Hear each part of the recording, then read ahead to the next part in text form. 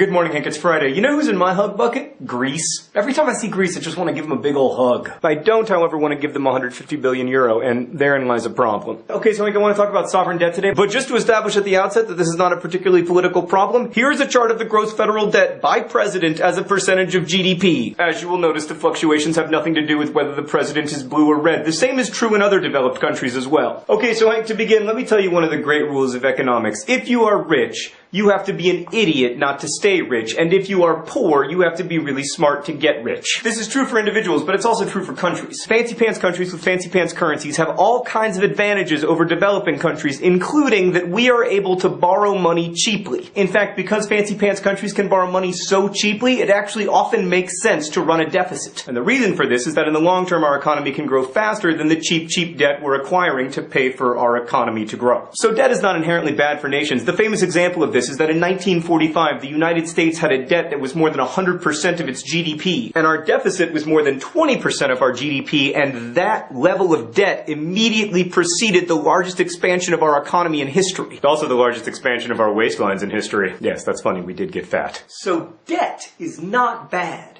but debt that you can't repay is very bad. The trick of fancy pants countries being able to borrow money cheaply has always been that the market assumes that fancy pants countries are basically guaranteed to pay you back. And when I say the market assumes, I mean the market assumed until 2 months ago, when it realized that Greece, a fancy pants country with a fancy pants currency, maybe can't pay back its debts. What's interesting is that Greece is probably technically in a better economic position than America was back in 1945. But for a variety of reasons, some of them very legitimate, the market has decided that Greece won't be able to pay back its debt, which in turn has led to new debt being much more expensive, which has in turn made it completely impossible for Greece to ever pay its debt. You see, Hank, it's a circle, and it's vicious.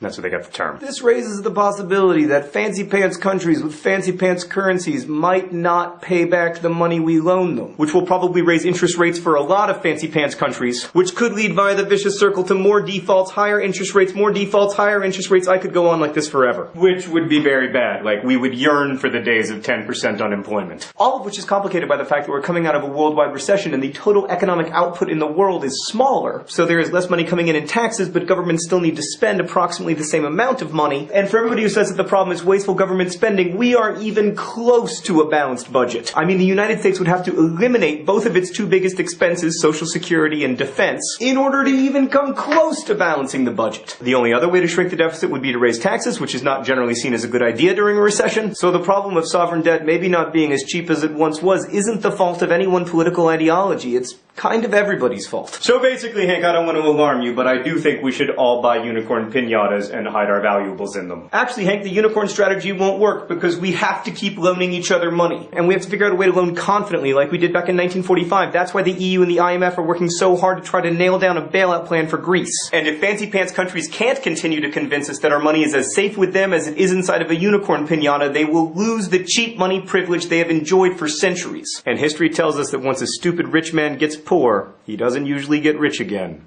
Unless he is Donald Trump. Hank, I'll see you on Monday. Hank, I told you I'd see you on Monday. That's your signal to stop watching. But Nerdfighters, there is still time to participate in our secret project. Click here for more info. Here, I made it a heart for you. Click.